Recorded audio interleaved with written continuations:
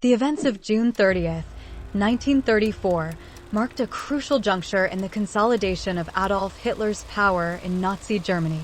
This day, later known as the Night of the Long Knives or the Röhm Purge, was characterized by a series of political extrajudicial executions intended to eliminate perceived threats within the Nazi Party, particularly from the Sturmabteilung, SA, the paramilitary brownshirts. The purge was not merely a response to personal rivalries or power struggles within the Nazi ranks. Still, it was deeply embedded in Germany's broader political, social, and military context at the time. The initial seeds of discontent within Nazi Germany that led to the Night of the Long Knives stemmed from the continuous demands for a second revolution by the SA and its radical leaders. These elements within the Nazi Party, led by Ernst Rohm, were disillusioned with the outcomes of the first phase of the Nazi rise to power, feeling that the revolutionary changes they had envisioned were being compromised. Röhm viewed the existing militaristic and political structures as inadequate and sought a radical transformation to integrate the SA as a central force in German society, surpassing even the regular army in influence and power. The ambition of the SA under Röhm to supersede the Reichswehr, the German army, was a direct challenge to the established military elite of Germany. Röhm's proposal in early 1934 to integrate the SA with the Reichswehr into a unified People's Army under his command was met with vehement opposition from the military leadership. This proposal threatened the traditional privileges and independence of the Reichswehr and alarmed them due to the notorious indiscipline and perceived moral degeneracy within SA ranks. The army's staunch resistance to this proposal highlighted the growing rift between the disciplined, professional military and the politically zealous paramilitary SA. The looming question of succession for the ailing President Paul von Hindenburg added a critical dimension of political instability. The uncertainty surrounding Hindenburg's successor created a power vacuum that various factions within the Nazi regime aimed to exploit. Hitler's anticipation of Hindenburg's death was a decisive factor in his calculations, as he needed the support of the Reichswehr to ensure a smooth transition of power. The army's preference for a return to conservative, monarchical order clashed with Hitler's vision of his absolute rule, which did not include a powerful, independent SA under Röhm's control. In the lead-up to the Night of the Long Knives, Adolf Hitler focused on securing the loyalty and support of the German military to solidify his power. This preparation involved strategic diplomacy and manipulation, particularly through the Pact of the Deutschland, which he brokered in April 1934. During a critical meeting aboard the cruiser Deutschland, Hitler proposed to the military leaders that he be named President Hindenburg's successor, promising in return to curb the SA and maintain the military's autonomy as the sole armed force in the Reich. This agreement was essential, as it aligned the army with Hitler against the SA, setting foundational support for the purge. Parallel to his negotiations with the military, Hitler was also managing complex political relationships within the Nazi Party. He played a delicate balancing act between appeasing conservative elements within the government and the radical ambitions of the SA. As tensions rose, figures like Hermann Göring and Heinrich Himmler began to consolidate power and prepare for the impending conflict. Both saw the SA and its leaders as obstacles to their ambitions and the stability of the Nazi regime. The SS, under Himmler's command, and the Gestapo, now led by Göring, were instrumental in the preparations for the purge. These groups were used to establish surveillance over the SA and gather intelligence that could be used to justify the purge. They also began to prepare lists of individuals within the SA and beyond who were seen as threats to Hitler's power. This period marked a significant empowerment of the SS, setting it up as a crucial player in Nazi operations, independent of the SA's control. In the public eye, Hitler maintained a facade of normalcy and legality, even as he prepared for the violent purge. He used his political skills to navigate the growing criticism from within Germany and from international observers. Behind the scenes, he ensured that the legal and bureaucratic frameworks were aligned to portray the purge as a necessary action to prevent a supposed coup, thus framing it as an act of state preservation. In the final days of June 1934, the atmosphere within the Nazi leadership was tense and expectant. The purge was planned meticulously, with Hitler ensuring that the SS and loyal military units were ready to strike swiftly. The trigger for the purge was carefully orchestrated around allegations of a coup attempt by Röhm and his followers, which were largely fabricated by Himmler and Göring to provoke Hitler's action.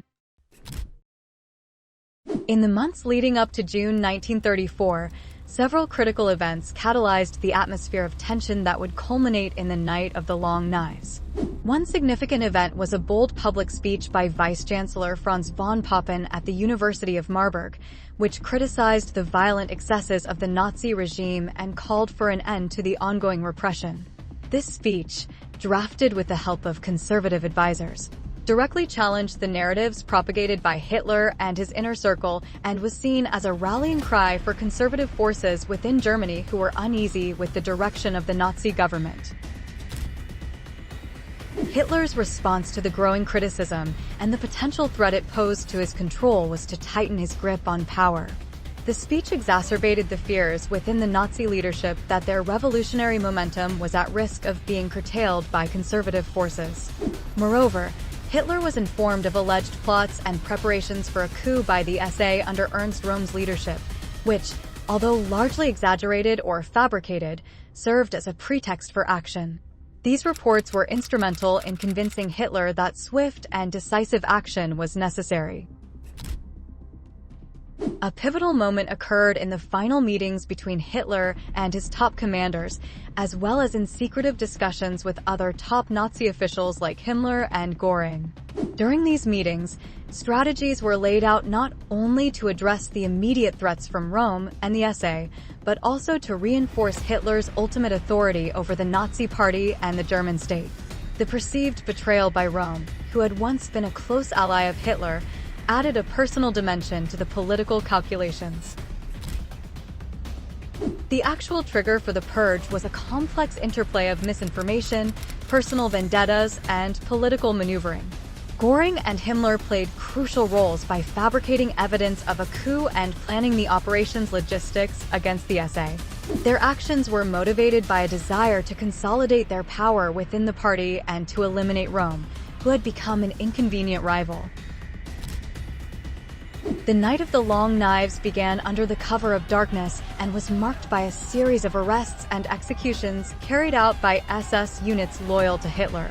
The operation was not limited to the SA, but also targeted other political enemies and perceived threats, thereby eliminating opposition and consolidating Nazi control over Germany.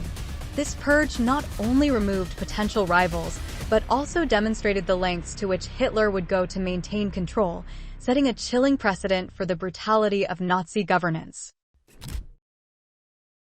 The Night of the Long Knives, spanning from June 30th to July 2nd, 1934, was a defining moment in the consolidation of Nazi power under Adolf Hitler.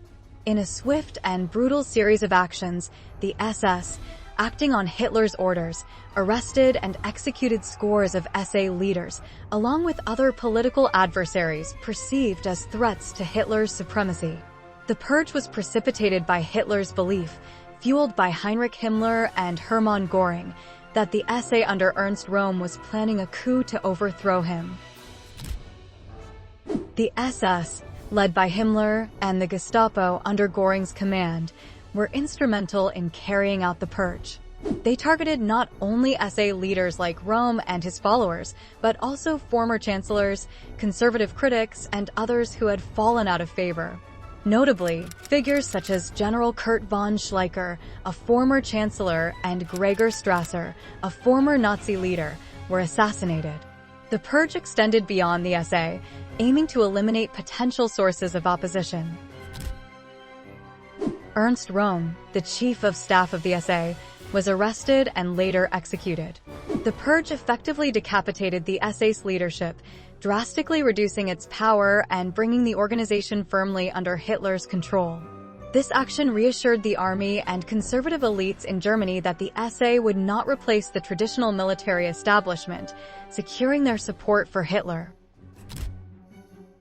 The Nazi propaganda machine, led by Joseph Goebbels, was quick to shape the narrative of the purge as a necessary action to prevent a treasonous coup. The government's official communications claimed that the purged individuals had been plotting against the state, thereby justifying their executions as acts of necessary justice.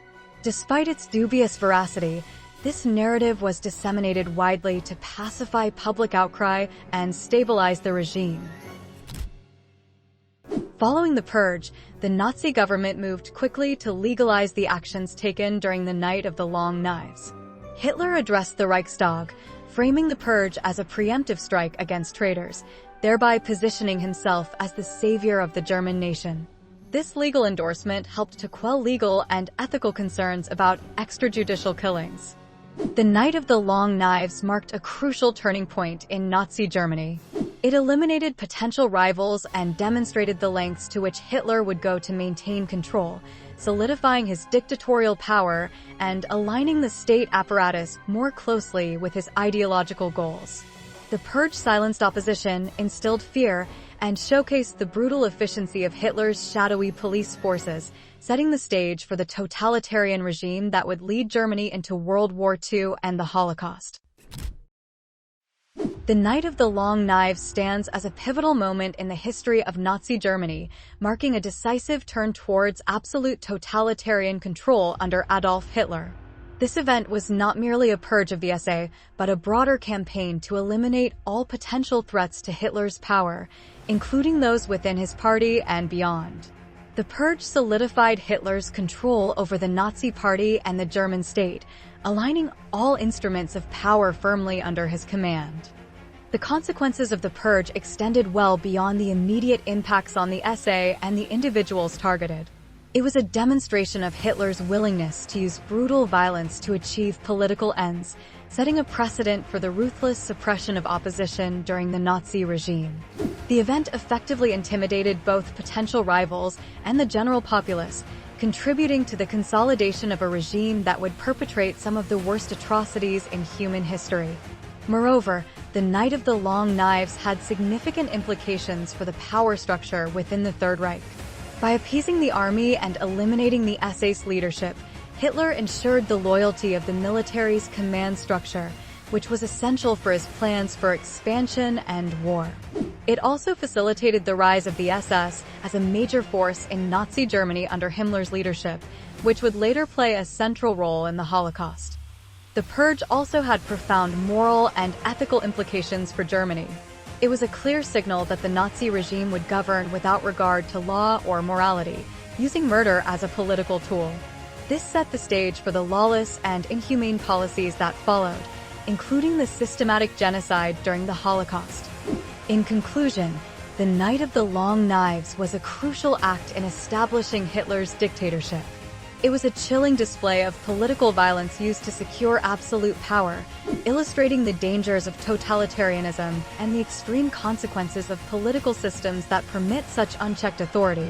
The legacy of this event underscores the importance of the rule of law and the protection of civil liberties as bulwarks against tyranny.